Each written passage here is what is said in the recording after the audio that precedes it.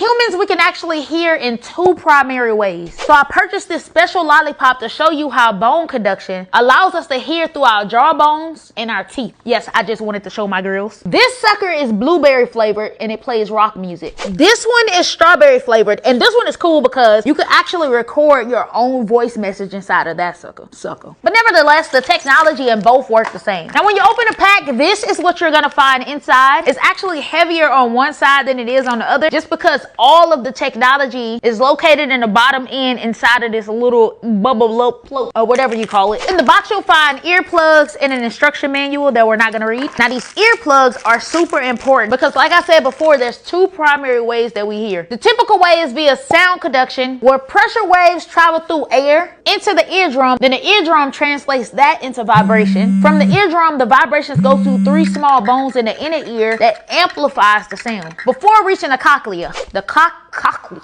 translates the vibrations into electrical signals that your brain can understand as sound. You know how cock gets to your brain. But the thing that's special about this lollipop is that the sound that's coming out of here is already in vibration. So it don't have to go through the eardrum. It don't have to suck no cock. This is how you probably put in earplugs. I learned this working in the plant. So squeeze these down, put that in your ear. With these, we need to restrict some of our brain's ability to hear sound through sound conduction and only give it the ability to hear sound through bone conduction. We are about to see if it's possible to hear through our bones. Oh, shit. I felt the vibration. I ain't hear what it said though.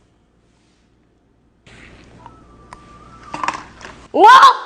So I'm holding it in my hand, right? I could kind of feel the vibration, but when I put it to the roof of my mouth, I could literally hear every word in the song, bro. And when I take these out, the volume of the sound actually reduces because there's an interference with sound conduction and bone conduction. I ain't gonna lie though, this sucker tastes good. Yeah, I probably don't need to eat no more of this sucker because the thing is, the music is good and the sucker tastes good.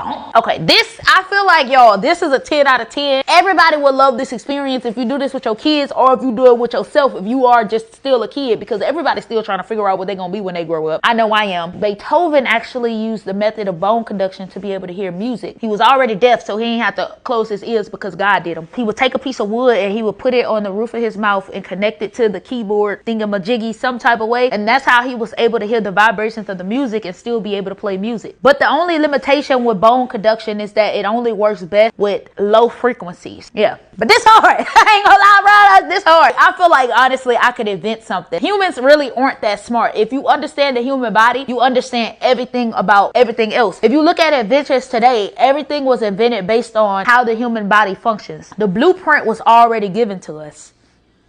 Jay-Z.